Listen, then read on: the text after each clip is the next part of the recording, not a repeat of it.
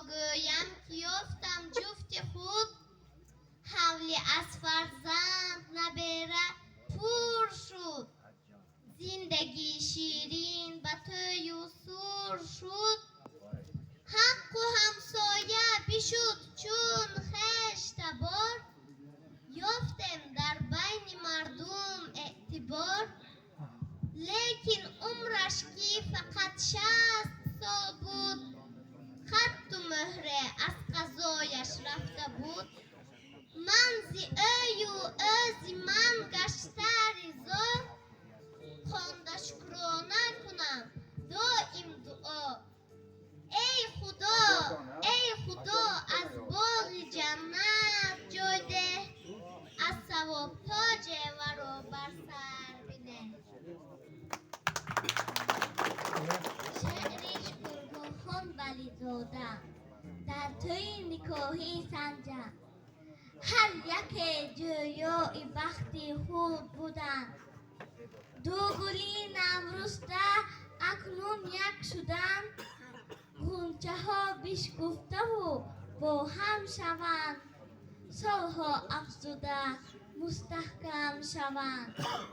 بهره‌ور گردند ز آنها والدان، شهرت یابند در روی جهان.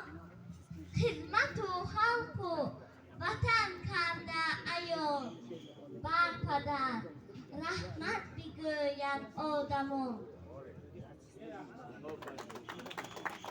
استوها دو استا را نمی سازم فراموش، قبول یکدیگر بودیم به آغوش. زی مهری همدیگر پرخنده بودیم، زی حالی یکدیگر پرسنده بودیم. اگرچه سال و ماه‌ها می‌گذشتند، همین رفتاری ما کم نگشتند. چو فرصت آمد و زی عالم گذشتند، برایم خاطری نک هم گذاشتند. دعا بر حقشون پیوسته خوانم، همان قدر کیست آن من خود بدانم. الها جایشون سازی به جنت، و این دشواره هیچ بر تو نبود. ره ناتوفته زد حاصل آن. تشکر زیاد برای اعتبارتان.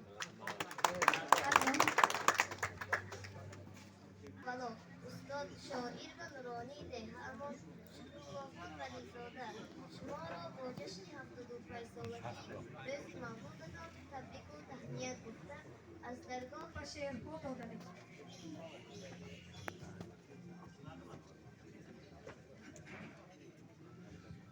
و تبریک شما گردیده ما شد، زی هستی شما هر خانه آباد.